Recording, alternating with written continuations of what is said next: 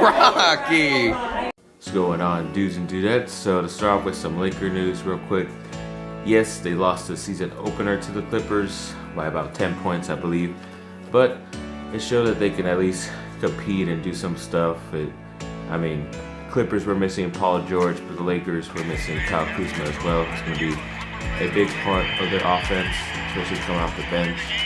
But, Danny Green is a new addition to the team for the Lakers. He did really well, had 28 points, went off from three. I think he had like 7 threes that game. It was a pretty good first-time performance. I think it was like the most points scored by someone, which is pretty cool. But then he also definitely need a lot of bench help because the Clippers beat them 60 to 18, I believe. But that's just because they have, Lou Williams, who's basically one of the Clippers' main offensive people. And of course, he comes off the bench, but he could be starting for any NBA team, really. And once the Lakers get back Kuzma, then I'm pretty sure they'll be all right with those bench numbers. But just have to wait, and maybe there's a trade out there for them to get another shooter a couple of weeks from now, a month or so. But we'll see how this team does as of right now, because it's just the first game, and they play tonight against Utah. So we'll see how they do there, because that's supposedly a top 5 team in the West if the playoffs were to start. But for some USC football, their motto this week again is next man up, because they are still dealing with a bunch of injuries, but a lot of their secondary is practicing this week, so they should be available tonight against Colorado in Boulder. But we'll see how this goes. A lot of the guys, they look like they're ready, but once again, still very young, still very inexperienced, so you just never know what's going to happen. Hopefully Keaton Slovis will be up for this one, because USC has lost all of their road games this year, and hopefully they can get one of these and get on a little run here to at least make the Pac-12 championship game. But in basketball, since it's the start of the NBA season so far, for at least USC, a lot of the main names that are out there that used to play for USC that are in the NBA, guys like DeAnthony Melton, Dwayne Dedman, DeMar DeRozan, Kevin Porter Jr., Taj Gibson, Nikola Vucevic, you always hear me talk about him, Chimezi Metu, and Jordan McLaughlin, a lot of guys who are rostered on NBA teams right now. So good luck to them the rest of the season, and we'll see what they can do. Then there's also some, the main person or runner of EA Sports, the video game company, said that of course they would be willing to do another game in a heartbeat if they got the okay, I guess either from the NCAA or some type of licensing agreement that they have to wait for and everything like that. I think for the next couple years it could happen. I can't see how they can't have one already ready to go, because all they've been doing the past 5 to 6 years is just waiting pretty much. And anything of college football is great. I'm surprised they haven't made their own type of version of a college game, but I guess there's a whole bunch of legal issues why you can't do that, which is why they stayed away and been smart about it, so they can do something real quick once everything is settled. Excuse me. So that's all we could really hope for, is for college football video game lovers. But as far as the Chargers go, yes, Forrest Lamp, the guard, was officially put on injury reserve, and then they signed the defensive tackle Sylvester Williams, who I thought was out of the league, but he's I guess now he's back. Kind of wondering why they signed him, because I thought we had Brandon Mebane there, the veteran, but maybe he's injured. I know he hasn't been able to practice this week, so hopefully that's not another guy that's going to go on injury reserve, but we'll have to wait and see about that crap.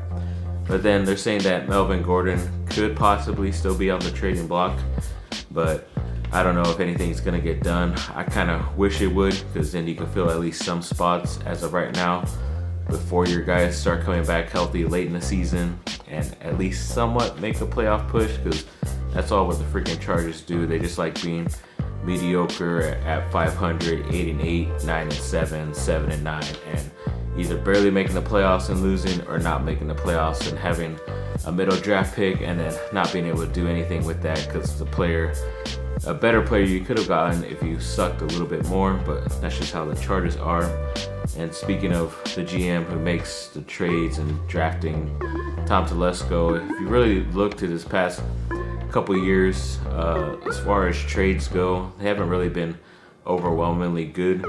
He's only gotten a few guys who haven't really lasted that long, and then a couple of guys that he's had, either are on injured reserve as of right now or aren't even on the team. The only bright spot was a draft pick he got where they picked up in the 6th round, I believe, was a fullback in Derek Watt, who's been a pretty good stable guy at that position the past couple years. But other than that, there's nothing really positive when it comes to when he's doing trades. And I really like the head coach Anthony Lynn. I think he has something good going when the players are healthy. He just needs a guy ahead of him, on top of him, better at making decisions when it comes to drafting and signing players and actually being aggressive and spending a little bit of money to get some of these players in that can help you right away, instead of just trying to grow your own talent and then eventually they'll leave and then you have nobody available, not even draft picks. So you got to do something about that, people. But Duke basketball, they had a lot of big performances this week, especially the first couple games to start off this week, as you can see with those highlights. But a couple of the big ones were like Kyrie Irving for his Nets debut. He had 50 points. Luke Kennard for Detroit had 30 points, which is really cool off the bench. Justice Winslow from Miami Heat, he had 27. Brandon Ingram, the ex-Laker for the New Orleans Pelicans, had 22. Marvin Bagley III had 14, but I heard he had a thumb injury, which sucks, which he's going to be expected to miss like 4 to 8 weeks, which sucks at the beginning of the season, but I don't know. It's tough luck for him. Hopefully he can get out of that bad situation of the Sacramento Kings. But Jason Tatum, the Boston Celtic, had 21 points. JJ Redick, the other Pelican, had 16 points. Tyus Jones off the bench in Memphis had 15. And Wendell Carter Jr. had 12 points for the Chicago Bulls. So pretty good performances all around, and just like that whole big collective picture of all those Duke players, it's amazing how many have been in there since I've been a Duke fan and that are actually still playing in the NBA. I mean, you just have guys like Zion Williamson, who hasn't been able to make his debut as a rookie yet, but he will soon.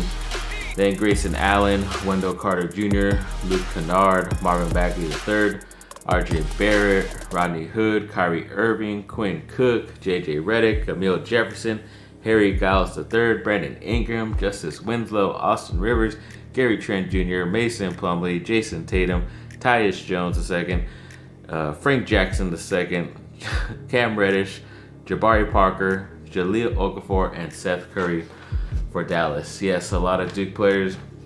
Really glad a lot of them are getting the opportunity to play, whether it's coming off the bench or even starting as well, showing what they could do, especially a guy in Luke Kennard, a guy who I wanted the Lakers to draft, but they just were too high. It would have been smart to get him. That's why I wanted them to trade back and get some more stuff and be able to draft him. But it's taken about 2 to 3 years, but his bench role that he has right now, I think he's only getting a lot of look right now because of Blake Griffin being injured the first month or so right now. But he has looked productive, and especially scoring the 3, and just hope he can continue that. Really happy for him. But thanks for watching, people. Like and subscribe. Comment down below. Let me know what y'all think. Yeah, it's a pretty short one today. Didn't want the news to pile up over the weekend and then have a huge video like on Monday or Tuesday. So we'll see what the USC could do tonight against Colorado, and hopefully they get that win on the road, which they haven't been able to lately. And the Chargers play Chicago Bears, so I have a bit of my family going against me this weekend, and I just hope the Chargers can make it interesting, but they always do, and then they break your heart in the end. So we'll see how this goes. But like I said, thanks for watching, and have a great rest of your day.